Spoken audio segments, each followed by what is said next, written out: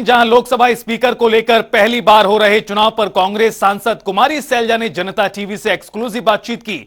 इस दौरान किरण चौधरी और विधानसभा चुनावों को लेकर भी उन्होंने प्रतिक्रिया दी। देखिए, कुमारी सैलजा जी हमारे साथ बात करने के लिए मौजूद हैं। शपथ जो है ग्रहण हो चुका है। संसद में लगातार गतिरोध देखने को मिलता हुआ नजर आ रहा है। मैम, सबसे पहले बधाई हो शपथ के लिए। और किस तरीके का जो रोड मैप है वो जो है इस बार देखने को जो है आपकी तरफ से मिलता हुआ नजर आएगा? देखो, अभी 18वीं लोकसभा शुरू हो रही है, लेकिन उसकी नींव जिस प्रकार से रखी गई है सत्ता पक्ष द्वारा, तो साफ नज़र आता है कि ये कंसेंसस में विश्वास नहीं रखते, विपक्ष के साथ बातचीत में विश्वास नहीं रखते।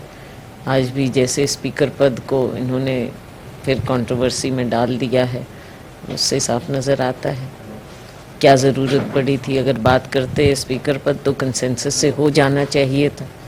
जो हमारी बात थी उस पर अगर थोड़ा हाथ आगे बढ़ाते तो देश चाहता है कि पार्लियामेंट ढंग से चले, सुचारू रूप से कार्य हो, लेकिन उसकी नींव ही इन्होंने कमज़ोर रख दी है। मैम, कहीं ना कहीं कंसेंसस बनाने की बात थी और जो इतिहास में ऐसा पहली बार होगा कि जब स्पीकर पद को लेकर जो चुनाव है वो देखने को जो है मिलता हुआ नजर आएगा। कांग्रेस की तरफ से के सुरेश जो है अपना नॉमिनेशन जो है भर चुके हैं।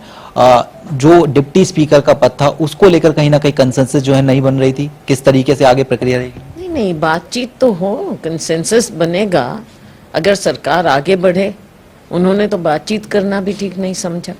तो अगर बातचीत करते, कुछ ना कुछ बात रखते, विपक्ष है, विपक्ष में हम कई पार्टियां हैं, कांग्रेस सबसे बड़ी पार्टी है, तो इंडिया गठबंधन के साथ बातचीत करनी चाहिए थी उन्होंने।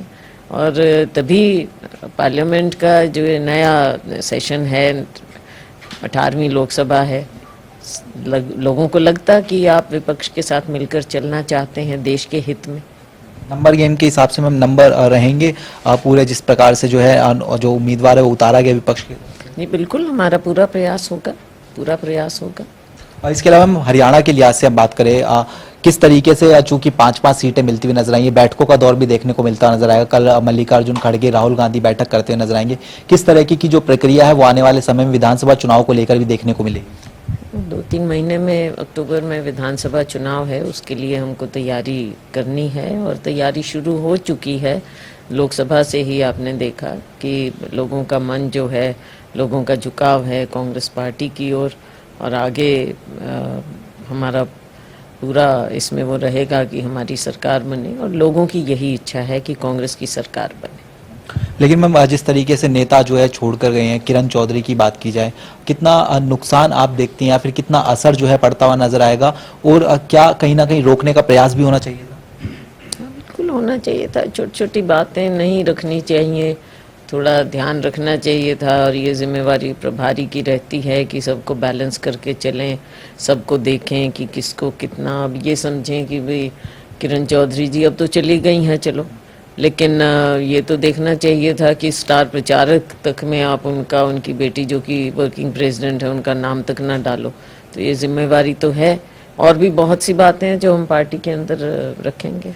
लगातार मैम तमाम नेताओं से बात की जाए, कैप्टन अजय यादव की बात की जाए आपसे, या फिर जो चूंकि अब पार्टी छोड़ गई किरण चौधरी, वो प्रभारी की बात की जाए, प्रदेश अध्यक्ष की बात की जाए, उनकी कार्यप्रणाली को लेकर सवाली निशान कहीं ना कहीं उठाते हुए जो है नजर आते।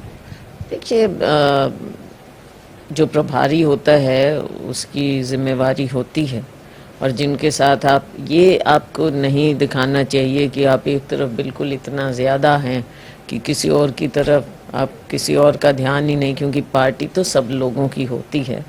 तो प्रयास ये रहना चाहिए कि सबकी सुनवाई हो, और प्रभारी जितना हो सके न्यूट्रल होकर सबको साथ लेकर चलने की, क्योंकि हर स्टेट में फैक्शंस तो होते हैं, कहाँ नहीं होंगे, सबके अपने अपने एम्बिशंस होते हैं, लेकिन प्रभारी की बहुत बड़ी जिम्मेवारी बनती है। पार्टी ना बन के अभी तो ऐसे लगता है कि बिल्कुल एक तरफा मामला, तो ये चीज़ तो ठीक नहीं होती ना।